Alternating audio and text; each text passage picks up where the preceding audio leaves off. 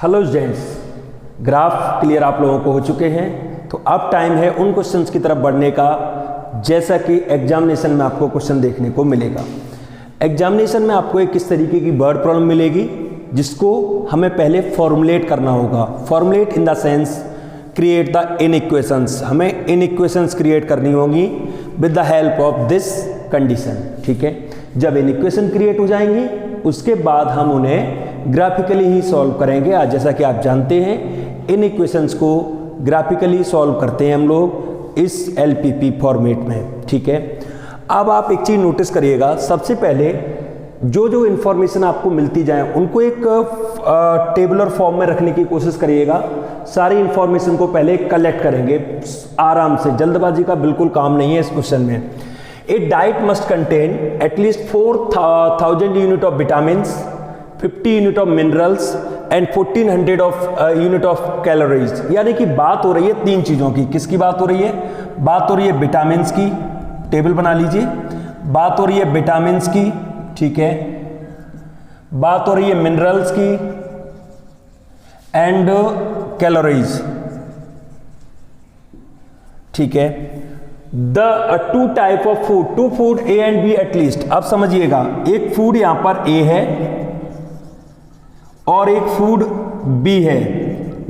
कोई जरूरी नहीं है आप इनको इस तरीके से लिखें, आप इनको दूसरे तरीके से भी लिख सकते हैं। मींस विटामिन्स, मिनरल्स, कैलोरी इधर कर दो, फूड ए फूड बी इधर कर दो, या आप इसको कोई टेबल ही नहीं बनाए, आप तो ऐसे ही ऑब्जर्व कर लें। वो डिपेंड करता है आपकी एबिलिटी पर। ये टेबल बनाना थोड़ा आसान रहता है, इसलिए मैं टेबल फॉर्मुलेट करा रहा हूं और ये फॉर्मुलेट का पार्ट भी है। अब देखिएगा, फूड ए एटलीस्ट 4 यूनिट, कॉस्ट भी दी है यहां पर। चलिए कॉस्ट भी लेते हैं, एक कॉलम कॉस्ट का भी बना लीजिए। कॉस्ट इसकी है ₹4 पर यूनिट, फूड ए की, इसकी है ₹3 per unit.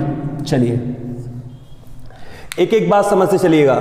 To food A and B at cost ₹4 and 3 per unit. Food ए की कॉस्ट है ₹4 पर यूनिट, फूड बी की कॉस्ट है ₹3 पर यूनिट। क्लियर है? अब आगे सुनिए। If 1 unit of A, food A contain 200 unit of vitamin.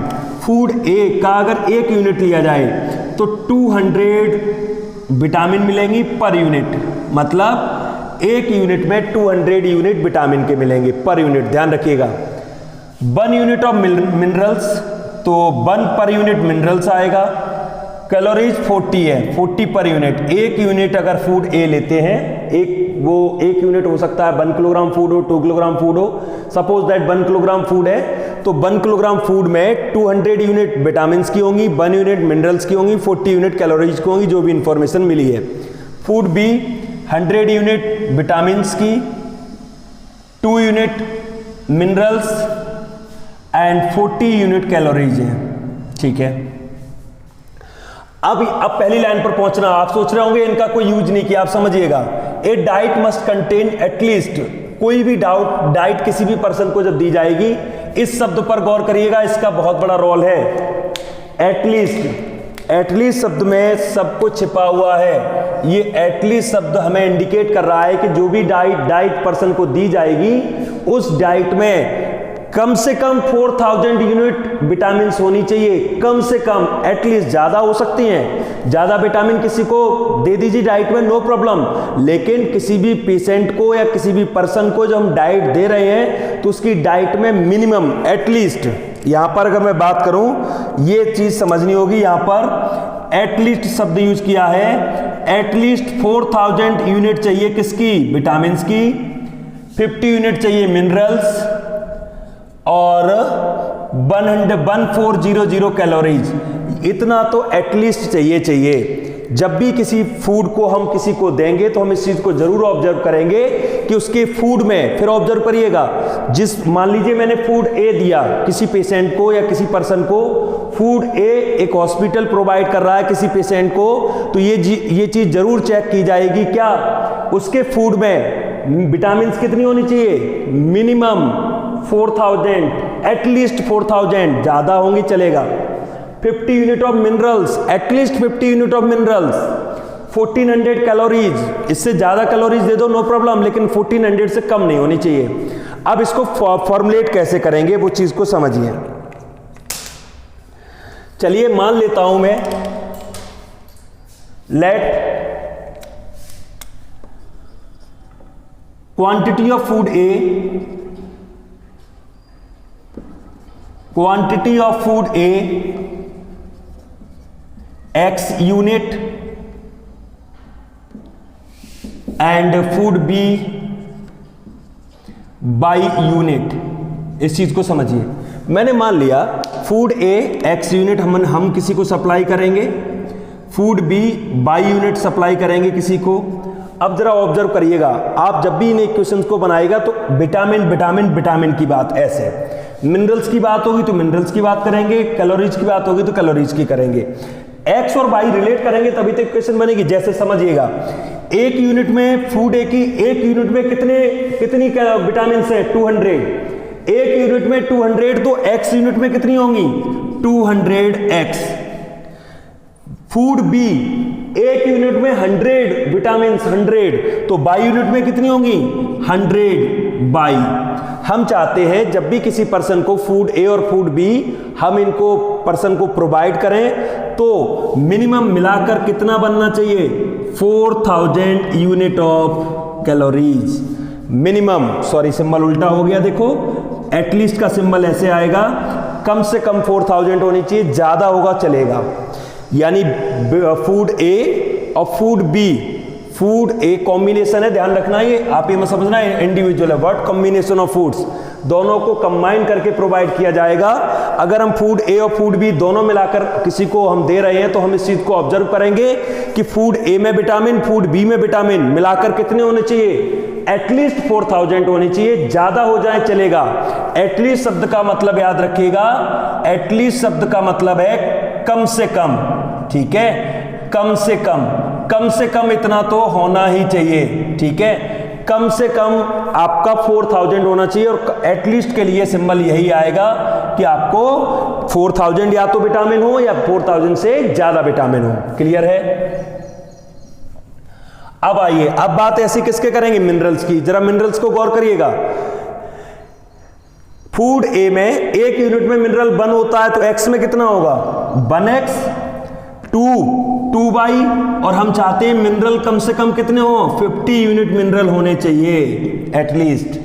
अब बात करेंगे कैलोरीज की, कैलोरीज की बात करिए, 40x 40 बाई और ये 1400 होने चाहिए कम से कम। ये आपकी थर्ड इन इक्वेशन बनकर तैयार है। अब z से रिप्रेजेंट करेंगे कॉस्ट को, z को रिप्रेजेंट करेंगे कॉस्ट को, तो z इक्वल हो जाएगा 4x plus 3 by. 4x plus 3 by क्यों? क्योंकि यूनिट 1 की x यूनिट की कॉस्ट, एक यूनिट की कॉस्ट 4 रुपीज है, तो x यूनिट की कॉस्ट कितनी हो जाएगी 4x।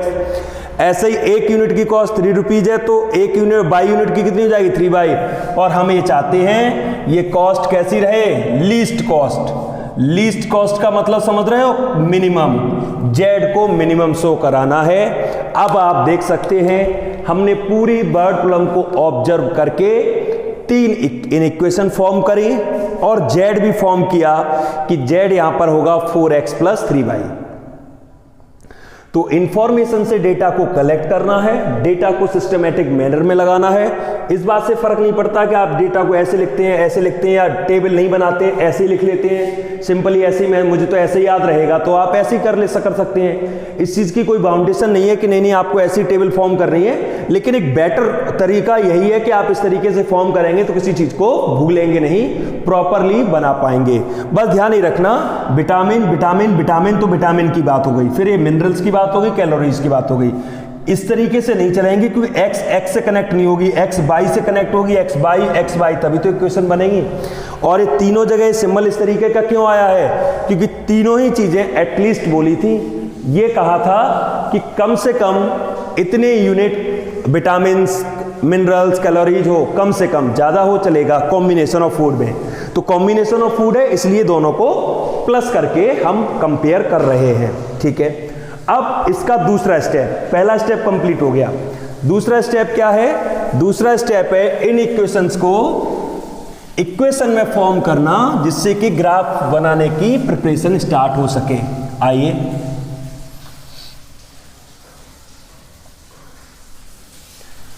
मैं आपको शुरुआत में कुछ क्वेश्चन कंप्लीटली पूरे करके दिखाऊंगा जिससे कि आप लोग बड़े आसानी के साथ समझ पाएं।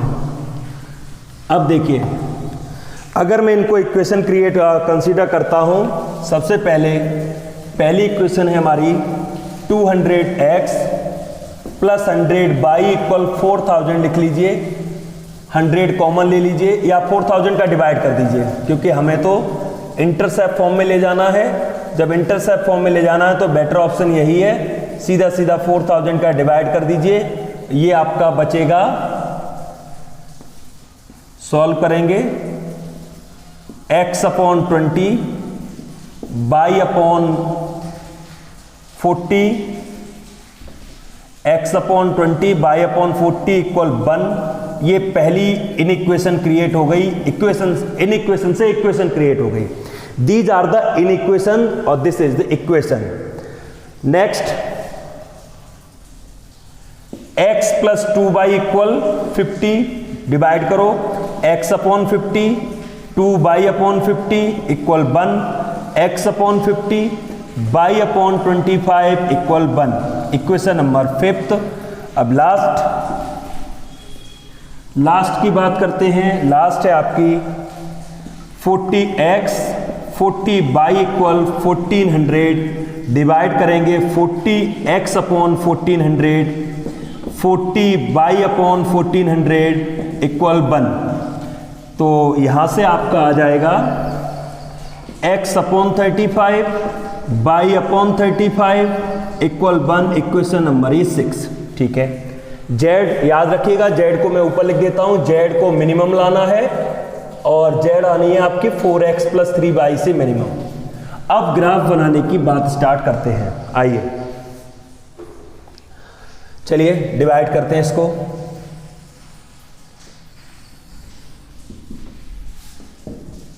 फाइव के ब्लॉक ले लेते हैं तो अच्छा रहेगा।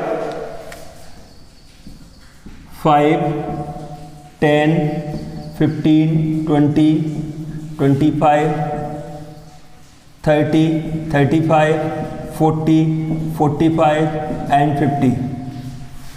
5 10 15 20 25 30 35 40 45। ये स्केल तो आपको पता ही है, ग्राफ आपने ढेर सारे बनाए। स्केल तो जैसी नीड होती है ना उसके अकॉर्डिंग अपनी स्केल को सेट कर सकते हैं। आपको लगता है कि हमारे ग्राफ पेपर पर सफिशिएंट जगह है तो स्केल को थोड़ा आप कम ज़्यादा भी कर सकते हैं, according to your requirement, according to your space. आइए 1 बाई 1 इक्वेशन क्रिएट करते हैं। सबसे पहले है 20 और 40। x को 20 पर कट करेगा, y को 40 पर कट करेगा। सिंपल। इंटरसेप्ट फॉर्म में लाने का यही एक फायदा है कि सीधा ग्राफ हमें दिखने लगता है कि x 20 पे कट करेगा, y 40 पर करेगा। बेटर होगा आप लोग भी ग्राफ पेपर को अरेंज कर लें, क्योंकि बिना ग्राफ पेपर के कहीं ना कहीं थोड़ा सा प्रॉब्लम तो रहती ही रहती है। तो ग्राफ पेपर अगर अरेंज कर लें तो ज़्यादा बेटर होगा, उस पर ही करें। ये पहली लाइन आ गई। ठीक है, 20 40। उसके बाद ये पहली लाइन है, इसको इंडिकेट कर लीजिए। ये लाइन है हमारी 200x प्लस 100y इक्वल 4000। ठीक है, नेक्स्ट 50 और 20, 50 एंड 25। x को 50 पर, y को 25 पर। x 50 by 25, y 25 x 50। चलिए ये लाइन आपकी आएगी x 50 बाई 25 इस तरीके से। ठीक है, बोर्ड पर थोड़ा ऊपर नीचे कई बार हो जाता है, लेकिन मैं आपको ग्राफ भी इमेज में रिप्रेजेंट कर दूंगा जिससे कि आप ग्राफ को भी देख पाएं इस तरीके से। ठीक है, नेक्स्ट 35 35। ठीक है, 35 35 की लाइन को अगर हम देखते हैं तो 35 35 ये 35 है और यहाँ 35 है। इसकी लाइन को मिलाते हैं तो इसकी लाइन कुछ इस तरीके से मूव करेगी और ये आ गई आपकी, आप देख सकते हैं। ठीक है, अब इनके नेमिंग भी कर दीजिए। ये ब्लू वाली लाइन है x प्लस 2y इक्वल 50 और ये ग्रीन वाली लाइन है आपकी 40x 40 बाई इक्वल 1400 की, ठीक है। अब आप देख सकते हैं इसके, अब मैं इंटरसेक्शन पॉइंट और एरिया काउंट करता हूं और एरो लगाता हूं कि आखिर ग्राफ मूव किस साइड करेगा। देखिए स्टूडेंट, सभी में सिंबल कैसे थे, सभी में ऑब्जर्व करिए, सभी में सिंबल ये थे तीनों इक्वेशन में। ये सिंबल सामने अगर पॉजिटिव डिजिट हो तो क्या इंडिकेट करता है, अभी फ्रॉम द ओरिजिन, ओरिजिन से दूर जाना है, यानी ये तीनों लाइन ओरिजिन से दूर की तरफ ग्राफ को धकेलेंगी, यानी इनका जो सॉल्यूशन एरिया होगा अभी फ्रॉम द ओरिजिन होगा। अब जरा गौर करिए तीनों में कॉमन क्या आएगा, देखिए single point, second point, third point and fourth point. In point को ऑब्जर्व करिए, जो पॉइंट मैंने डार्क किए हैं, इसके जो ऊपर का एरिया होगा जो मैं अब यहां से शेड कर रहा हूं, ये वो एरिया होगा जो तीनों में कॉमन होगा, क्योंकि तीनों का ग्राफ सामने की तरफ जाएगा, तीनों का ग्राफ सामने की तरफ जाएगा, तो ये वो जगह होगी जो तीनों में कॉमन होगी।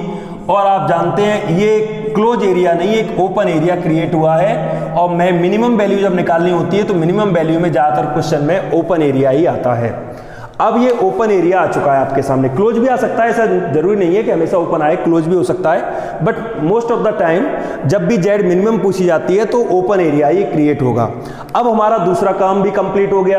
ध्यान दीजिए, पहला स्टेप क्या है, वर्ड प्रॉब्लम को रीड करके उनकी इक्वेशंस को क्रिएट करना, इक्वेशंस को क्रिएट करने के बाद उनको रिप्रेजेंट करना ग्राफ पर। दो काम हो गए।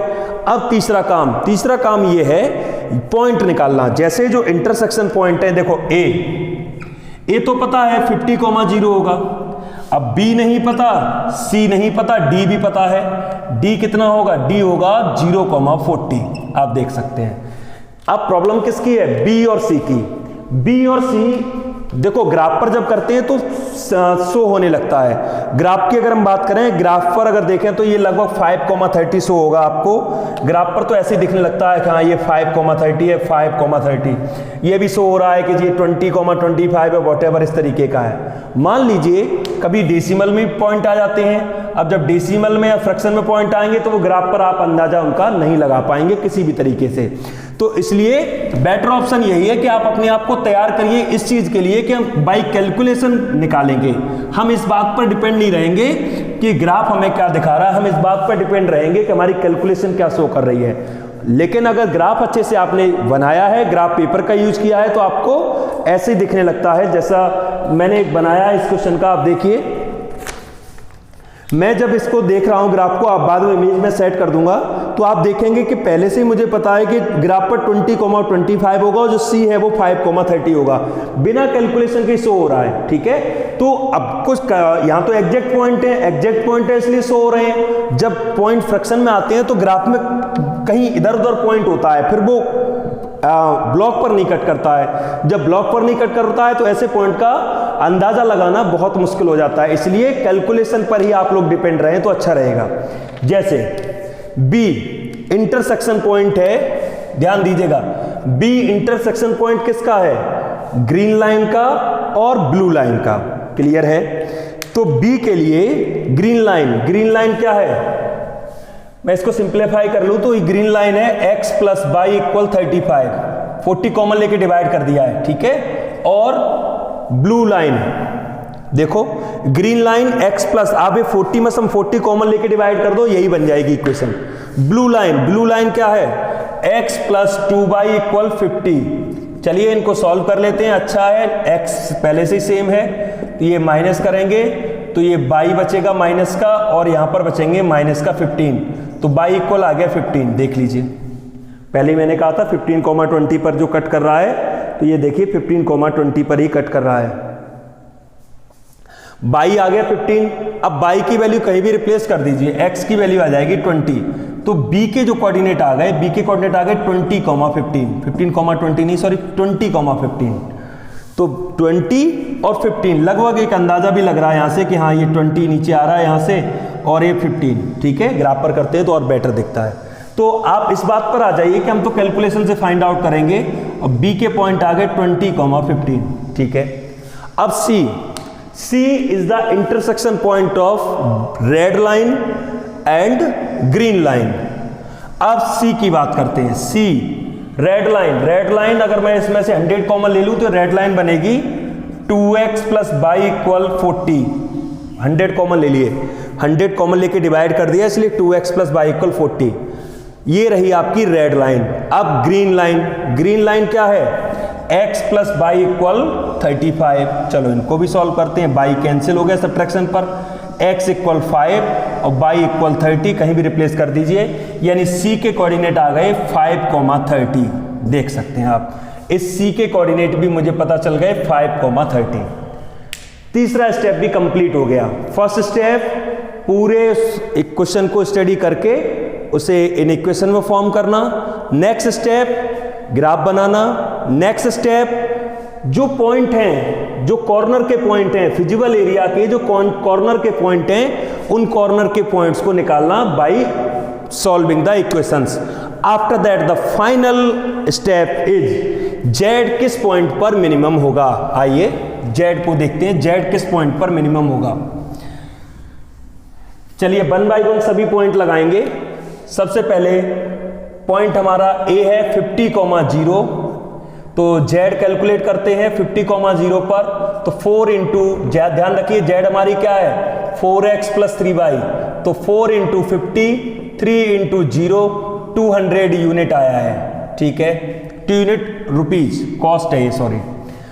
अब b है 20,15, z कैलकुलेट करेंगे तो क्या आएगा 4 इंटू 20, 15 इंटू 3, ये आएगा 80 प्लस 45, ये आ जाएगा 125। ठीक है, ठीक। c है 5,30, z कैलकुलेट करते हैं 4 इंटू 5 और 30 इंटू 3, 3 इंटू 30, ये 20 प्लस 90, ये आ गया 110। और फाइनली हमारा पॉइंट है d क्या है 0,40, z को कैलकुलेट करते हैं d पर, तो 4 इंटू 0, 3 इंटू 40, ये आ गया 120। देख सकते हैं आप, मैंने 4 पॉइंट जो आए फिजिबल एरिया के कॉर्नर पॉइंट, उन चारों पॉइंट पर z मैंने कैलकुलेट किया। अब मैं मिनिमम देखूंगा, तो आप मैं इसको इस तरीके से हाईलाइट करूंगा और लिखूंगा z is minimum at 5,30। z minimum है किस पर 5,30 पर। दैट मीन्स मुझे फूड A का 5 यूनिट लेना चाहिए, फूड B का मुझे 30 यूनिट लेना चाहिए, तो कॉस्ट भी मिनिमम रहेगी और बाकी की कंडीशंस, बाकी की शर्तें भी पूरी हो जाएंगी। बाकी की शर्तें क्या थी, इतनी कैलोरी होनी चाहिए, इतने विटामिन होने चाहिए, इतने मिनरल्स होने चाहिए, तो सारी कंडीशन को पूरा भी कर लेंगे हम और कॉस्ट भी मिनिमम रहेगी। तो इस पूरी सिचुएशन को हमने सॉल्व किया है with the help of linear programming problem. Clear हुआ, ये पूरा सॉल्यूशन का करने का तरीका है। इस तरह आपको एग्जामिनेशन में करना होगा, तब जाके आपका एक 4 मार्क्स का क्वेश्चन क्लियर होगा। अभी थोड़ा आपको लगेगा कि काम बहुत ज़्यादा है, मैं मानता हूँ 10 से 12 मिनट लगते हैं इस क्वेश्चन को सॉल्व करने के लिए, अगर ज़्यादा इक्वेशन है तो। अगर 2 इक्वेशन है थोड़ा जल्दी हो जाता है। थोड़ी प्रैक्टिस करेंगे, सारे क्वेश्चंस करेंगे तो थोड़ी स्पीड बन जाती है प्रैक्टिस करने से। आइए मैं एक और क्वेश्चन डिस्कस करता हूँ इसी एक्सरसाइज का।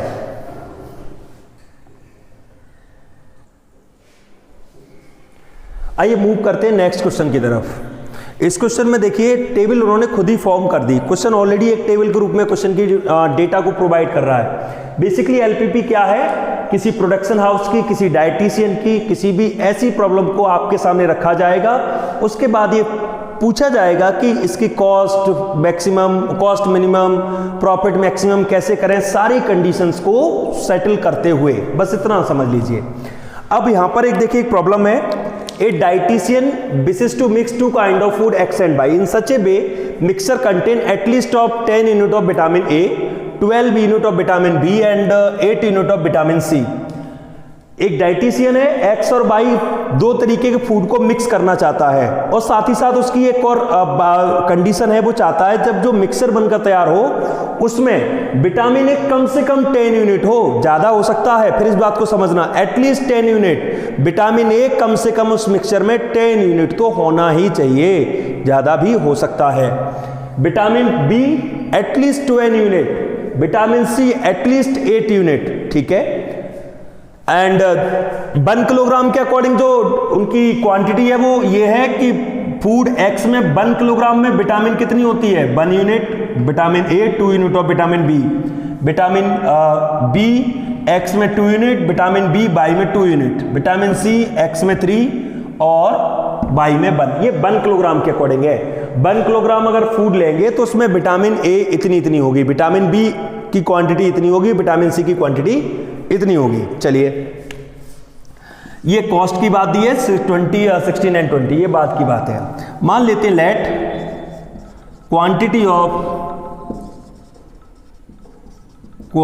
ऑफ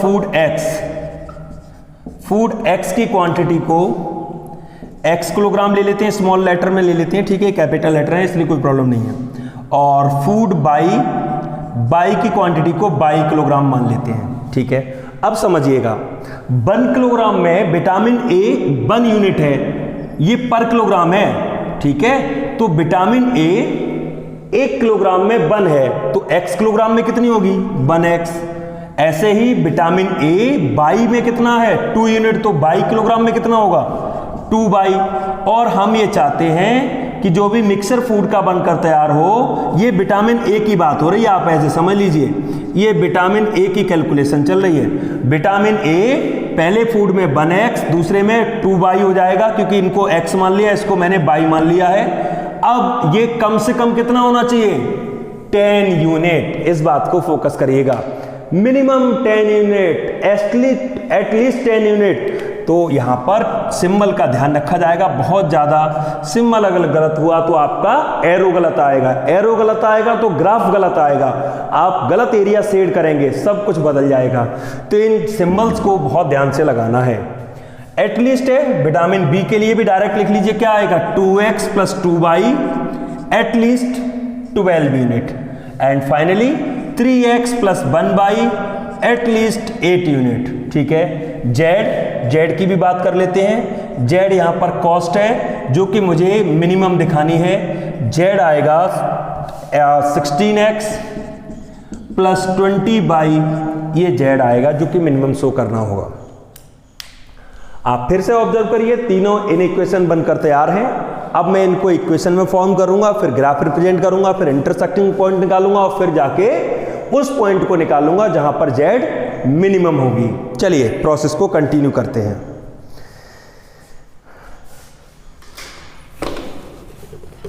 चलिए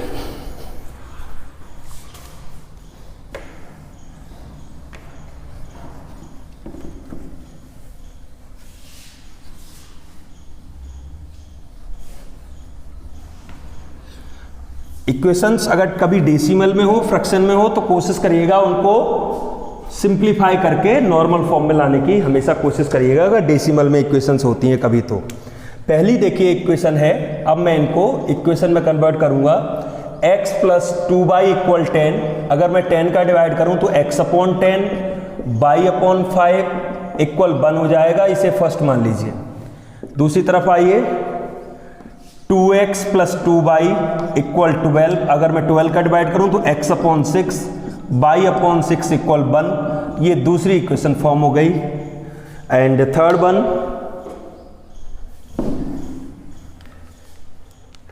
थर्ड है 3x + 1 बाई = 8, 8 का डिवाइड करेंगे तो 3x/8 y/8 = 1। अब यहां कुछ बच्चों को डाउट होता है, क्या डाउट होता है कि x का इंटरसेप्ट क्या होगा। ये एक स्टूडेंट की मेरे पास प्रॉब्लम भी आई थी। यहां पर स्टूडेंट ध्यान रखना, इंटरसेप्ट फॉर्म की बेसिक शर्त क्या होती है कि x/a + y/b = 1 होना चाहिए, तो x और y के साथ 1 होना चाहिए। यहां 3 है तो 3 को रोटेट करके नीचे ले आएंगे, एक्चुअल में इसे ऐसे लिखेंगे। इस बात का बहुत ध्यान रखिएगा कि अगर x के साथ कोई नंबर है तो उसको रिवर्स करके नीचे फॉर्म में लेकर आएंगे। अब x का इंटरसेप्ट क्या होगा, 8/3। कभी अगर अपोन में नंबर आता तो टेंशन मत लेना। अब x का इंटरसेप्ट क्या होगा, 8/3, तो ये 2.66 के समथिंग है, ठीक है। तो ग्राफ पर एक अंदाजा लगाएंगे 8/3 कहां पर होगा, कोई फर्क नहीं पड़ता थोड़ा इधर उधर हो जाए, क्योंकि हम कैलकुलेशन पर डिपेंड है, हम ग्राफ को नहीं देखते, हम कैलकुलेशन देखते हैं कि कैलकुलेशन से इंटरसेक्टिंग पॉइंट क्या आता है, ठीक है। तो अगर थोड़ा बहुत इधर उधर हो भी जाता है तो कोई प्रॉब्लम की बात नहीं है। ग्राफ में मैटर क्या करता है, ग्राफ में मैटर ये करता है क्या आपका एरिया सही शेड है, जो फिजिबल एरिया है उसको आपने सही से शेड किया है और सही पॉइंट आपने इंटरसेक्टिंग पॉइंट निकाले हैं कि नहीं निकाले हैं। और थोड़ा बहुत ग्राफ अगर इधर उधर हो भी जाता है डेसिमल में, कोई फर्क नहीं है, डेसिमल में थोड़ा बहुत इधर उधर चलेगा।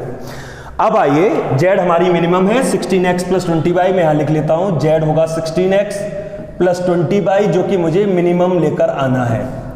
अब ग्राफ बनाते हैं, आइए।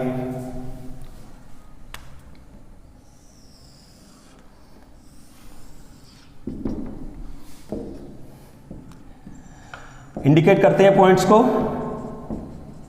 बेहतर होगा ग्राफ पेपर का यूज करें आप लोग, ग्राफ पेपर अरेंज करें किसी तरीके से, और ग्राफ पेपर करेंगे तो एक्यूरेट सॉल्यूशन आएंगे, प्रॉब्लम्स कम आएंगी, ठीक है। तो ग्राफ पेपर को अरेंज कर लें, ग्राफ पेपर पर ही करें।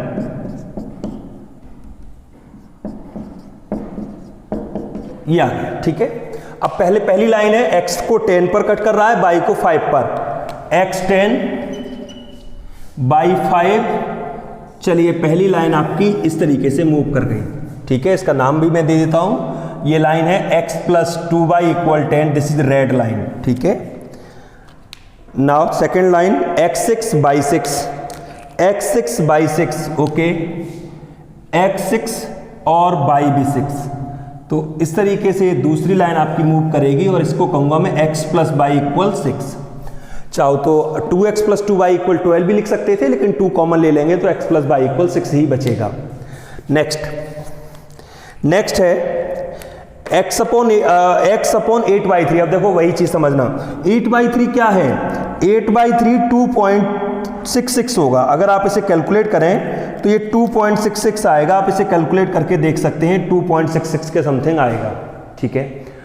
अब एक चीज नोटिस करिए, 2.66 अप्रोक्स यहां कहीं होगा, ऐसे ही 2.5 से थोड़ा और मूव कर गए आगे, बाई पर कितना 8, तो बाई पर 8 और ये 2.66 यहां पर होगा, और इस तरीके से ये आपकी नेक्स्ट लाइन आएगी और ये मूव कर जाएगी, देख सकते हैं आप।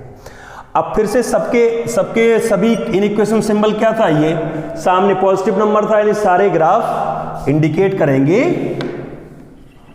Away from the origin. 4 point corner के ले लीजिए, अवे फ्रॉम द ओरिजिन जाने के लिए 4 पॉइंट हमारे क्रिएट हो गए, A, B, C और D, ठीक है। इसके सामने के एरिया को थोड़ा सा शेड कर दीजिए, इंडिकेशन होता है ये, इस बात का इंडिकेशन होता है कि लीनियर इनइक्वालिटीज का जो सॉल्यूशन एरिया होगा, जिसे हम फिजिबल रीजन भी कहते हैं, वो फिजिबल रीजन ये होगा। अब पॉइंट की बात करनी होगी, पॉइंट की अगर हम बात करें तो ए के पॉइंट तो पता है 10,0 होगा, ए के पॉइंट तो आपको पता है 10,0, बी सी नहीं पता, डी के भी पता है 0,8, ठीक है। अब बी और सी के पॉइंट हम बाई कैलकुलेशन निकालेंगे।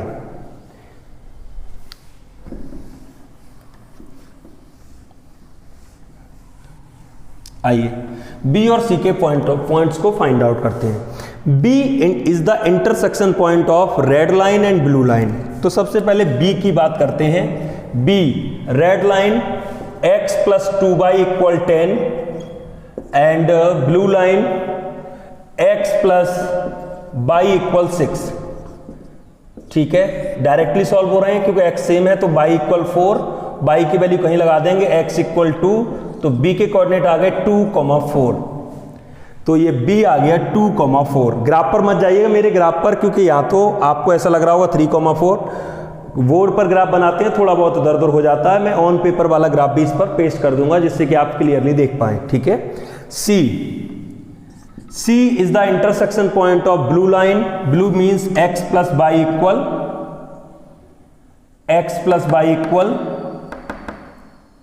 6 and ग्रीन लाइन क्या थी, 3x + y = 8, ये ग्रीन लाइन थी, ठीक है। मैंने लिखा नहीं यहाँ पर, ग्रीन लाइन 3x + y = 8 थी। इनको भी सॉल्व करते हैं, ये कैंसिल, माइनस का 2x = 1, y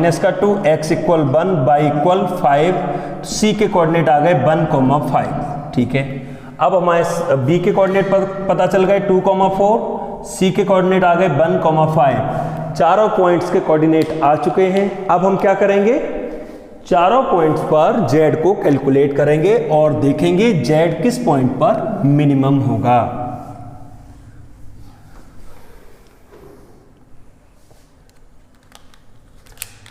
सबसे पहले a 10,0 z कैलकुलेट करेंगे 16 into 10 plus 20 into 0 finally 160। b 2,4 पर कैलकुलेट करेंगे तो z आएगा 16 इंटू 2 20 इंटू 4 32 प्लस 80 ये आएगा 112। c 1,5 पर कैलकुलेट करेंगे तो 16 इंटू 1 20 इंटू 5 ये आ जाएगा 16 प्लस 100 116। और d 0,8 पर कैलकुलेट करेंगे 16 इंटू 0 20 इंटू 8 यानी कि 160। अब हम अपने उस पोर्शन को फिर से हम हाईलाइट करेंगे। ये हमारा वो सॉल्यूशन होगा minimum, z is minimum at 2,4 यानी कि मुझे फूड x लेना चाहिए 2 किलोग्राम, फूड y लेना चाहिए 4 किलोग्राम। तो दोनों शर्तें पूरी हो जाएंगी। कौन सी दोनों शर्तें? पहली फूड की कॉस्ट मिनिमम होगी और दूसरी जो विटामिन की कंडीशन थी कि एटलीस्ट वो विटामिन की शर्तें भी पूरी हो जाएंगी। तो ये पूरी एक्सरसाइज है आर.डी. शर्मा की थर्ड एक्सरसाइज, ठीक है। तो पहली दो एक्सरसाइज में तो सिर्फ इतना ही बताया था कि कैसे फॉर्मुलेट करना और कैसे ग्राफ बनाना है। तो जब आप क्वेश्चन डायरेक्टली करने लगेंगे तो फॉर्मुलेट करना भी सीख जाएंगे, ग्राफ बनाना भी सीख जाएंगे। इसलिए मैंने पहले टू में ज़्यादा फोकस नहीं किया। अब यहाँ से एक एक क्वेश्चन करना है स्टूडेंट, थर्ड और फोर्थ एक्सरसाइज का। तो थर्ड एक्सरसाइज के ये 2 क्वेश्चन थे। इन 2 क्वेश्चन से आपको बहुत आइडिया मिला होगा कि कैसे हैंडल करना है आगे क्वेश्चंस को।